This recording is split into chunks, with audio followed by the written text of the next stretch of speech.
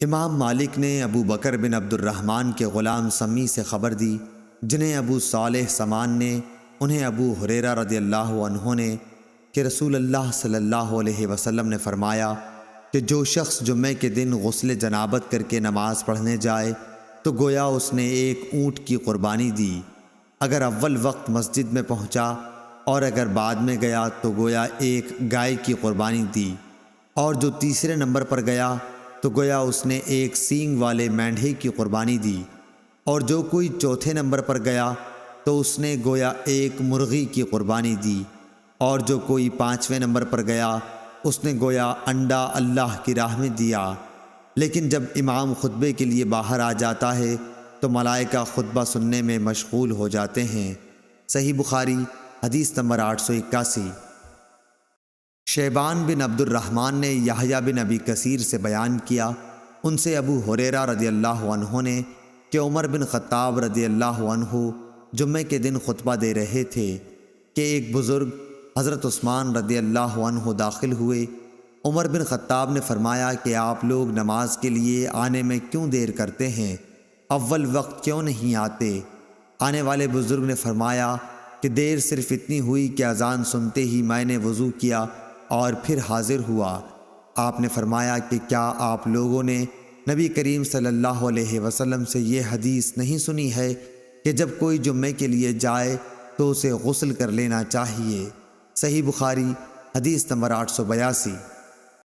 ابو سعید مقبری نے عبداللہ بن ودیعہ سے خبر دی، ان سے حضرت سلیمان فارسی رضی اللہ عنہ نے، کہ نبی کریم صلی اللہ علیہ وسلم نے فرمایا، جو شخص جمعے کے دن غسل کرے اور خوب اچھی طرح سے پاکی حاصل کرے اور تیل استعمال کرے یا گھر میں جو خوشبو میسر ہو استعمال کرے، پھر نماز جمعہ کے لیے نکلے اور مسجد میں پہنچ کر دو آدمیوں کے درمیان نہ گھسے، پھر جتنی ہو سکے نفل نماز پڑھے، اور جب امام خطبہ شروع کرے تو خاموش سنتا رہے، تو اس کے اس جمعے سے لے کر دوسرے جمعے تک سارے گناہ معاف کر دیے جاتے ہیں۔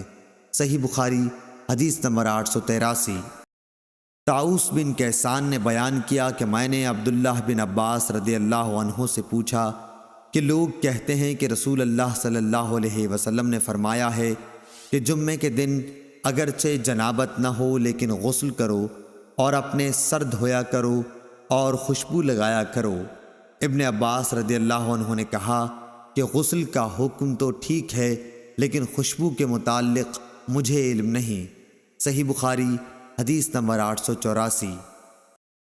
ابراہیم بن میسرہ نے طاؤس سے خبر دی اور انہیں حضرت عبداللہ بن عباس رضی اللہ عنہ نے، آپ نے جمعے کے دن غسل کے بارے میں نبی کریم صلی اللہ علیہ وسلم کی حدیث کا ذکر کیا تو میں نے کہا کیا تیل اور خوشبو کا استعمال بھی ضروری ہے؟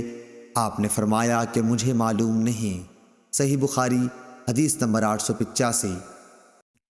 امام مالک نے نافع سے خبر دی، انہیں عبداللہ بن عمر رضی اللہ عنہ نے، کہ عمر بن خطاب رضی اللہ عنہ نے ریشم کا دھاری دار جوڑا مسجد نبوی کے دروازے پر بکتا دیکھا تو کہنے لگے، یا رسول اللہ صلی اللہ علیہ وسلم، بہتر ہو اگر آپ اسے خرید لیں، اور جمعے کے دن اور وفود جب آپ کے پاس آئیں تو ان کی ملاقات کے لیے آپ اسے پہنا کریں۔ اس پر حضرت صلی اللہ علیہ وسلم نے فرمایا کہ اسے تو وہی پہن سکتا ہے جس کا آخرت میں کوئی حصہ نہ ہو۔ اس کے بعد رسول اللہ کے پاس اسی طرح کے کچھ جوڑے آئے تو اس میں سے ایک جوڑا آپ نے عمر بن الخطاب رضی اللہ عنہ کو عطا فرمایا۔ انہوں نے عرض کیا، یا رسول اللہ صلی اللہ علیہ وسلم، آپ مجھے یہ جوڑا پہنا رہے ہیں، حالانکہ اس سے پہلے عطارد کے جوڑے کے بارے میں آپ نے کچھ ایسا فرمایا تھا۔